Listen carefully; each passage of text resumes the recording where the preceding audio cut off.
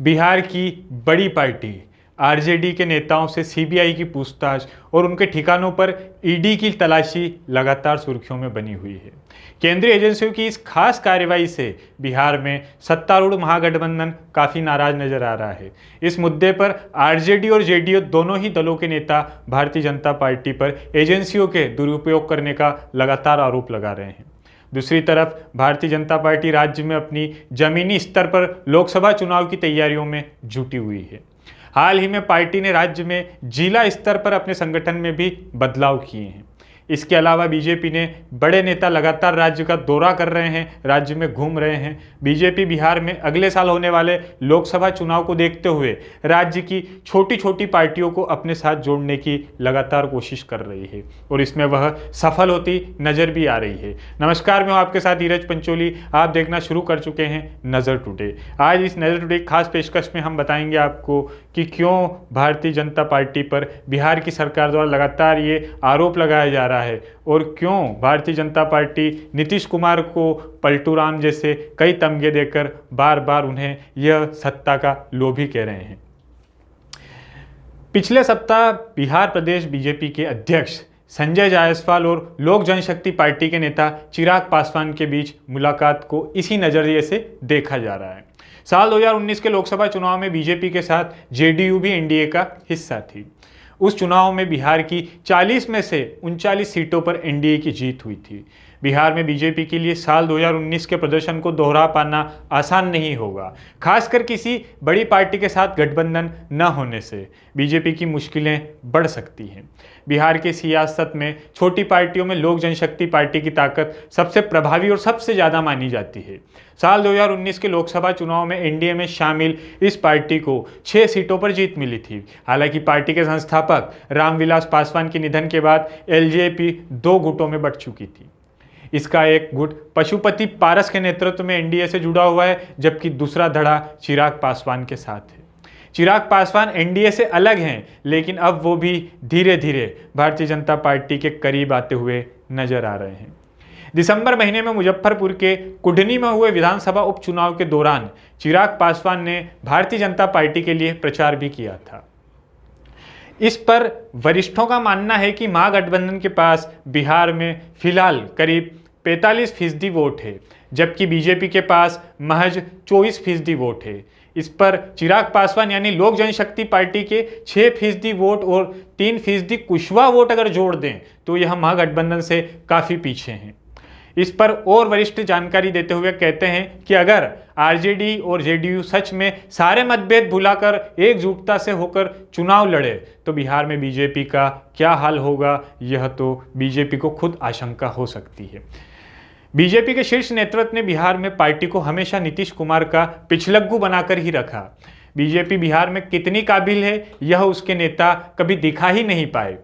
इस पर अगर छोटे दल बीजेपी के साथ आते हैं तो बीजेपी अपने पक्ष में माहौल बनाने या महागठबंधन पर सवाल उठाने और आलोचना करवाने में इन दलों का इस्तेमाल कर सकती है।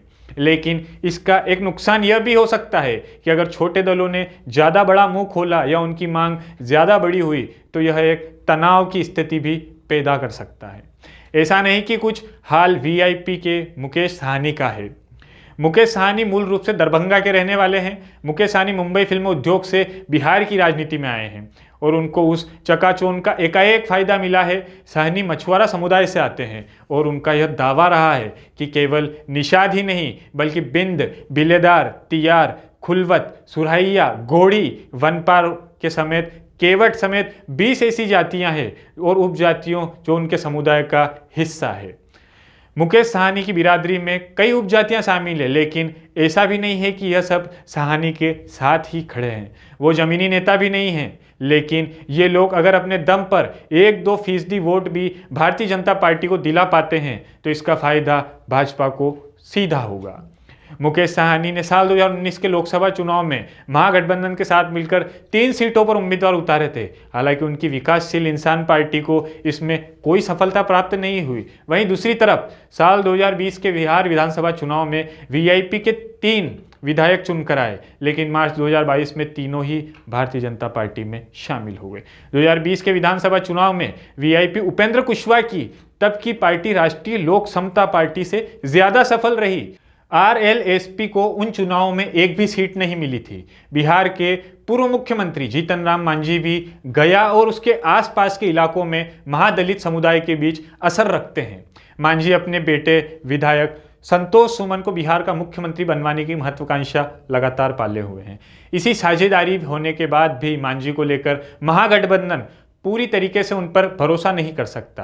हालांकि जीतन राम मांझी ने हाल ही में बयान दिया है कि वो नीतीश कुमार को छोड़कर कहीं नहीं जाएंगे। नीतीश ने उन्हें सीएम बनाया था और यह छोटी बात नहीं है। वहीं जीतन राम मांझी कभी ब्राह्मणों पर तो कभी राम पर अपने बयानों से विवाद में रहते हैं, जबकि राम बीजेपी की राजनीति का एक अहम हिस्सा है। ऐसे में भारतीय जनता पार्टी जीतन राम मांझी को साथ लाने की कितनी कोशिश कर सकती है, यह गौर करने लायक होगा। फिर भी राजनीति में भविष्य में कौन कहाँ होगा, इसका अंदाजा लगाना बिल्कुल आसान नहीं है। इन सारे छोटे छोटे दलों के नेताओं की बुनियाद ही बड़ी होती है। इनका चुनावी वजन काफ़ी कम होता है। इनके हार और जीत पर सब मिली होती है।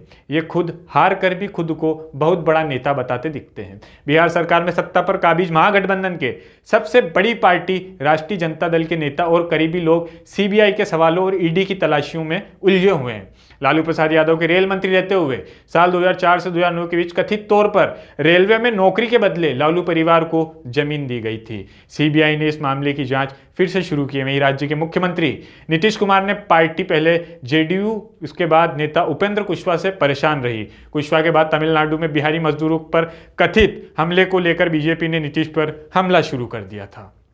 खास बात यह रही कि यह खबर एक अफवाह और एक साजिश के तौर पर सामने आई।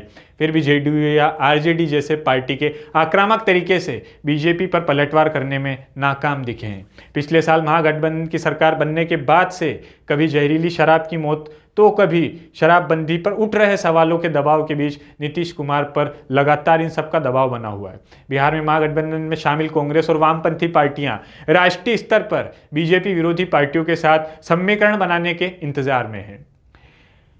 कांग्रेस बस बिहार को लेकर निश्चित है कि आने वाले लोकसभा चुनाव के लिए बिहार में उसके पास एक गठबंधन है। बाकी ज़्यादातर राज्यों में उसे गठबंधन बनाने में भी मुश्किलें आ रही है। बीजेपी अगर ज़्यादातर छोटे दलों को अपने साथ जोड़ने में कामयाब रही तो इसका नुकसान महागठबंधन को बहुत बड़े स्तर पर हो सकता है। बिहार के सटे और राजनीतिक रूप से सबसे बड़े राज्य उत्तर प्रदेश में यादवों और मुस्लिम का एक बड़ा वोट समाजवादी पार्टी के साथ माना जाता है। इसके बाद भी वहाँ बीजेपी लोकसभा से लेकर विधानसभा चुनाव में बड़ी जीत हासिल कर चुकी है।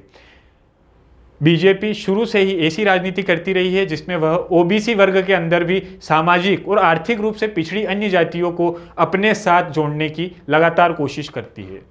यूपी में बीजेपी ने यादव को छोड़ बाकी पिछड़ी जातियों को जोड़ने की कोशिश की। उसने हरियाणा में नॉन जाट पॉलिटिक्स से शुरू की। झारखंड में गैर आदिवासी सीएम बनाया। महाराष्ट्र में देवेंद्र फडणवीस के तौर पर मराठा मुख्यमंत्री बनाया। बिहार में भी बीजेपी इसी तरह की तैयारियों में लगी हुई है और इससे मुकाबला करने के लिए महागठबंधन भी अपनी रणनीति पर लगातार काम कर रहा है। बिहार के शिक्षा मंत्री प्रोफेसर चंद्रशेखर का रामचरितमानस पर बार बार बयान देना इस विवाद को खड़ा करने जैसा है। इसी का एक हिस्सा माना जाता है कि बिहार में मंडल बनाम कमंडल की राजनीति से जोड़कर इसे देखा जाता है ताकि बिहार में मंडल की राजनीति पूरी ताकत के साथ संगठन के साथ आगे बढ़े और भारतीय जनता पार्टी को आगे बढ़ने से वह रोक सके। अब देखना यह होगा क्या भारतीय जनता पार्टी की जो रणनीति है छोटी जातियों को साथ में लाने की, उसमें वह कितनी कारगर होगी, और अगर कारगर होती भी है तो क्या महागठबंधन में जिस तरीके से जो चुनौती भारतीय जनता पार्टी को देता दिख रहा है, क्या वास्तव में एक मजबूत गठबंधन के तौर पर वह भारतीय जनता पार्टी को 2024 में व 2025 में होने वाले विधानसभा चुनाव में रोक पाएगा। इसी तरह की तमाम ताज़ा तरीन खबरों के लिए देखते रहिए नज़र टुडे। शुक्रिया।